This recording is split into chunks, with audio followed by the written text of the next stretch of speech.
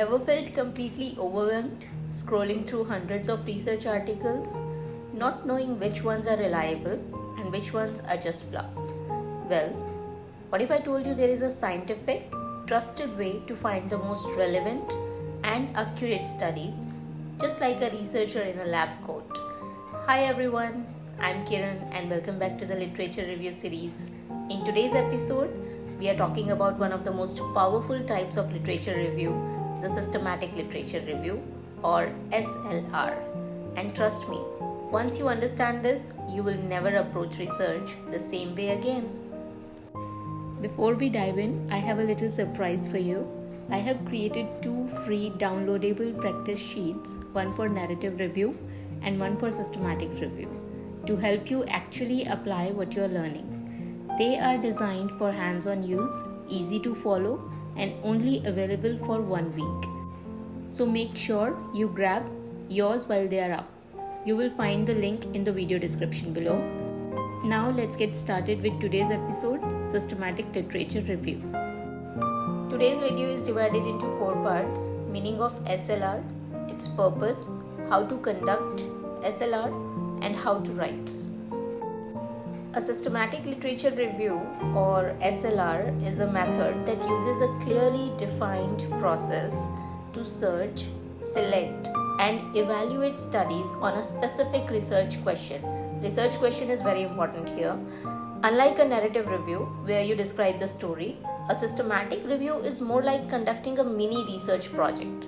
It follows strict rules to minimize the bias and give a comprehensive evidence-based answer to your research question. So the goal is to answer a specific research question in a way that is unbiased, transparent, and replicable. Think of it like this. You walk into a giant supermarket, but you're not there to browse randomly. You have a list and you're looking for specific high-quality ingredients to make a healthy meal because you know exactly what you're looking for. You have your research question. Check expiry dates and labels. You include the studies which are relevant to your research questions. Ignore fancy packaging that doesn't fit your meal plan. You exclude the irrelevant studies which is not answering your research question. Take only what helps make the best, most balanced dish. That's how you have a complete list of the studies which are going to help you in the final analysis. That's what a systematic literature review does, but with knowledge instead of groceries. Now, why use a systematic review, or what is the purpose? Before we jump into how to do it, let's talk about why you should use it in the first place.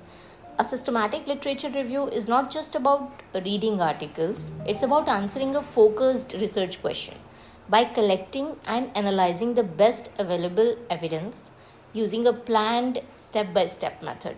It helps you in avoiding the biases, no cherry picking, or using only what supports your opinion, to find everything important about a narrow research question, to use high-quality studies, not the blogs or opinion pieces, to compare results across studies and find out what really works. And it will help you in giving strong, credible evidence for your argument, to provide strong data-based support for decisions in environmental policies or education, public health, psychology, which will be data-backed. In simple words, imagine your research is like building a house. A systematic review ensures you are using strong tested bricks, not random stones from the street. Now the most important part, how to do a systematic review. I'm just giving you an overview right now that how to do it step by step. Then I will tell you how to actually do it step by step with hands-on practice. Okay? Let's say your research question is what strategies are most effective in reducing exam stress among undergraduate students or university students.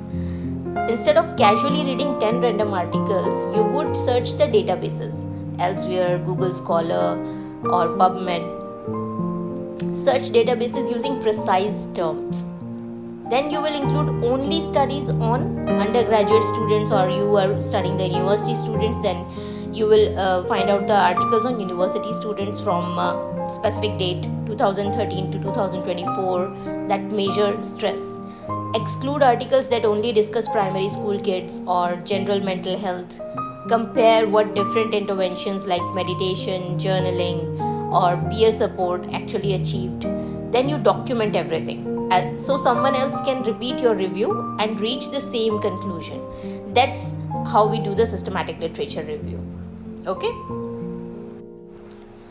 Now we are going to understand how to conduct systematic literature review step by step. The first step is frame a clear research question.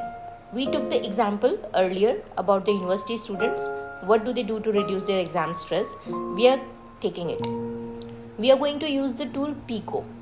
PICO is a tool to help you ask specific and researchable questions. Let's understand what does it mean. Okay? P for population. Your population is university student. I for intervention.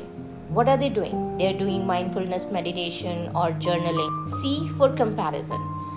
Do they actually applying any strategy or not? Okay? O for outcome. Reduction in exam stress. So finally, we have a research question. Among university students, is mindfulness meditation more effective than no intervention in reducing exam stress? Okay? Now step 2 is searching strategy. Plan your search using Boolean operators. You must have heard about and, or, not. Okay? Now you search databases like Google Scholar, PubMed or Scopus, but instead of typing plain words, you use Boolean operators to make your search smart and sharp. What are the Boolean operators? And it will help you in narrowing your research. Exam stress and university students, and put them in quotes, okay? Broaden or for broaden your search terms, similar terms. Coping strategies or stress reduction.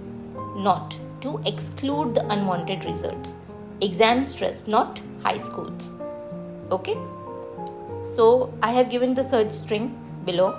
You can follow it and you can frame your own search string, whatever problem you are searching. I hope Boolean operators are clear now. They will help you in getting relevant studies, avoiding duplicates and save time. Coming to step number 3, record everything with PRISMA. So the question is, what is PRISMA? PRISMA is preferred reporting items for systematic reviews and meta-analysis. It shows how many articles are found, how many you included, how many you excluded. You can download a free PRISMA flowchart from the description. I have given the link there. Let me show you how it looks like. You can see on the screen. This is the PRISMA flowchart which we are going to learn how to fill it step by step. Okay? Let's walk through it together. This chart shows the entire journey of how you searched for, screened and selected the studies in your systematic literature review. Think of it like a research diary, but in numbers. Step 1 is identification. First, write down how many articles you found from each database. For example, Google Scholar, PubMed, Scopus. In this case, let's say we identified 145 records from databases and none from registers. So we enter those numbers in the column. Step number 2 is removal before screening. Next, we remove articles that are duplicates. Say 25 were the same across databases. Also, maybe 5 were removed because their titles were clearly off topic. We add that in the other reason section, which is in the last. If we didn't use any automation tool, we leave that as 0. Step 3, screening. Now we are left with 115 records to screen. We have removed 25 and 530, total were 145, minus 30 articles from 145. Now you are left with 115. Okay? We quickly read the titles and abstracts. Let's say 80 didn't match to our topic and were excluded. That leaves us with 35 studies we actually want to download and read fully. Step 4 is eligibility. Out of those 35, we might not be able to access 5 full articles. Maybe they are paywalled. So we assess 30 full text articles. Then we exclude more based on your criteria. For example, 10 didn't focus on your target population, 3 didn't report results clearly. That's recorded under reasons for the exclusion. Step 5 is included. Finally, we are left with 17 high quality studies. That's what we include in our final analysis, and these are the sources we'll base our findings on. You can see this filled PRISMA flowchart and can get the idea how to do it exactly. This flowchart makes your research process clear and trustworthy.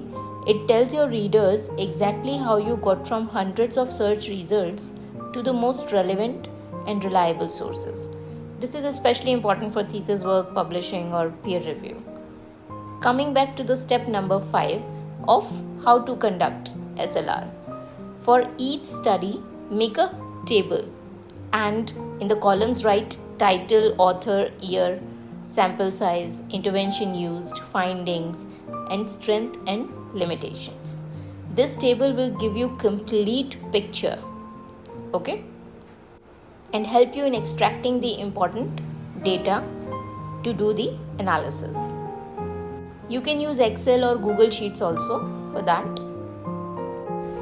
Now that you have screened and analyzed your studies, it's time to write your systematic literature review. Here is how to organize it into clear sections. First is introduction. Why this question matters. Explain the background and significance of your topic.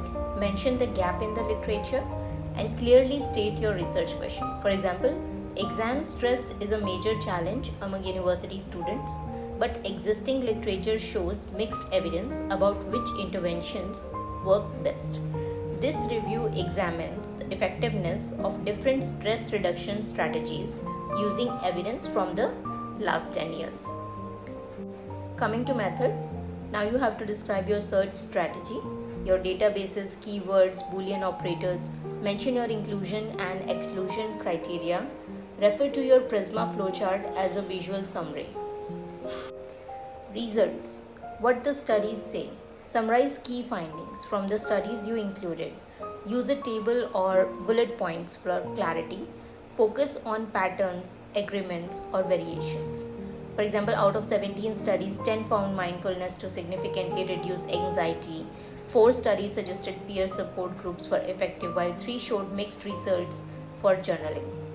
Now coming to discussion, what it all means. Interpret your results. Compare findings across studies. Highlight your gaps or contradictions. Mention limitations of your review. Finally, conclusion. What you recommend. Brief summary of what is known, what is still unknown, that is your gap. Suggest next steps for research, policy, or practices. For example, this review supports mindfulness as a top strategy for reducing exam stress, but recommends further studies in non-urban Indian population and the use of hybrid interventions. Okay, practical application for SLR is you can now take the structure and start writing your own review paper, thesis chapter, or publication. Just plug in your topic, your studies, and your analysis, and you have got a strong publishable document. Doing the systematic literature review is not about finding what supports your idea, your opinion. It's about building credible answers through a transparent step-by-step process.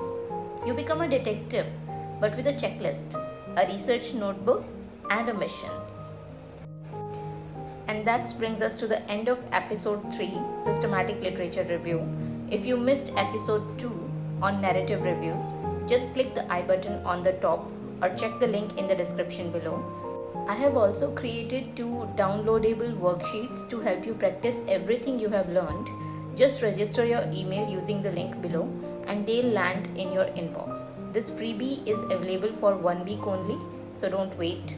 And if you are ready to learn about scoping reviews, hit subscribe and stay tuned for the next episode in this series. This is Kiran and I'll see you in the next video. Until then, happy researching!